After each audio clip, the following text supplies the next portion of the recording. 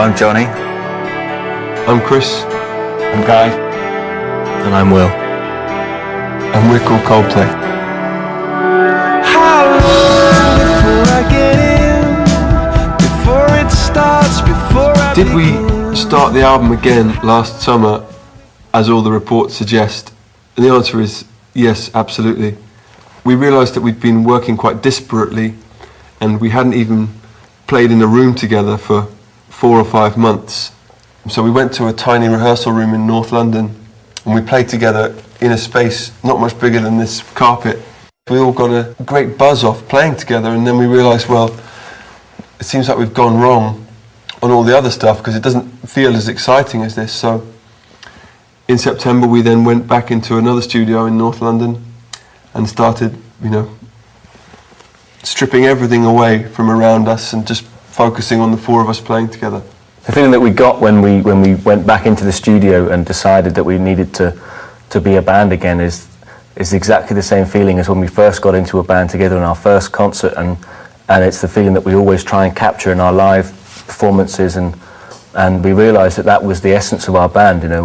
We've spent so much time playing live together that maybe we kind of took it for granted that we could play live, and now we know that it's at the heart of everything that we have to do, and it's in the studio and live, performances or in radio sessions or anything like that. You have to have that spirit of 4 people playing music together.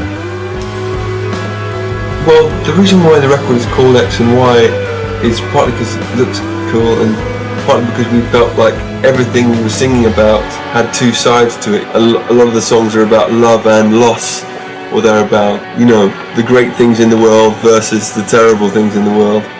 And so when we were putting the sequence together, it just felt very natural to split it into 2 halves. And we put the title track in the middle, but it's not because the 2 halves are necessarily one theme versus another theme. Partly it's because it's quite a long album, and we wanted to do some way of splitting it so that people could have basically a sandwich break. There's basically time for lunch in the middle. Some songs that we recorded went through about 10 different versions. A song called Talk we pulled apart, took to bits, and then tried to put it back together again. And sometimes it comes together much easier than others. Generally we find what happens is we end up taking stuff off that we've sort of tried to layer on the top. Usually we go too far and try too many ideas, and then you've got to sort of backtrack a bit and strip things away, and then when you're at that stage that there's probably enough there. Well, the song Square One, John and Will were just messing around one day, and it just sort of turned into this song.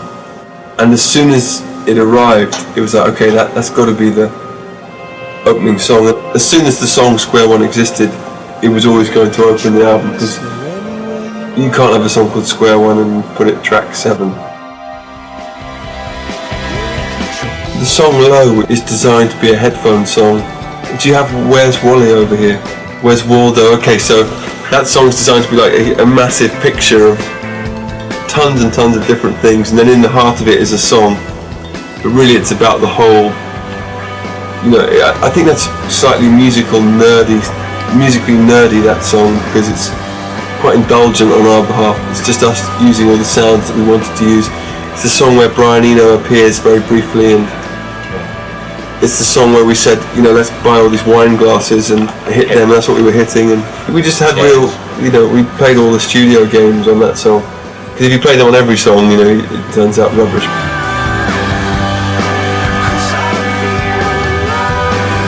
We'll have a song like a song called Speed of Sound, the first single, and the song came out very naturally and very organically. When we get a song or a riff or a bass line that we're very excited about, we then sort of try and place it in the musical canon, if you like. Fix You is our attempt at a gospel song without actually getting a gospel choir. So we used what meagre elements we had, i.e. me and Will, our drummer.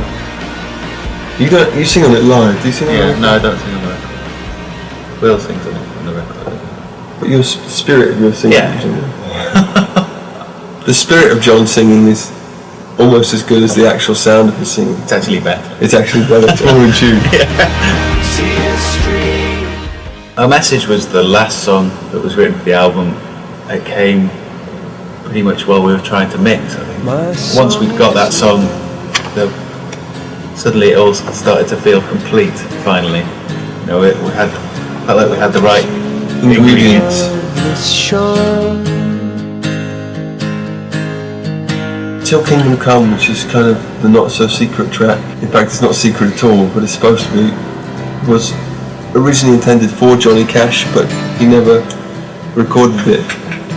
Some would say it was because he died, and others would say it was because he didn't like it. The bands that we've been listening to recently, and the bands that we've certainly listened to a lot during the recording process, are bands like Kraftwerk and David Bowie and Kate Bush and New Order and Joy Division. Brian Eno. Everything. We're sponges. When you're touring, your paths hardly ever cross anyone else. You can follow bands around, and so festivals are a great chance to sort of meet everybody and see what everyone else is doing and steal all their ideas. It's also, you know, it's like when you go to a horse show or something and everyone parades around, and it's good to meet the competition once in a while. Not competition in an aggressive sense, but it's good to have the Killers playing on the same day, or Block Party or Arcade Fire, because it gives you a kick, you know, in the right place. You think, right, well, we have to, you know, raise our game a little bit.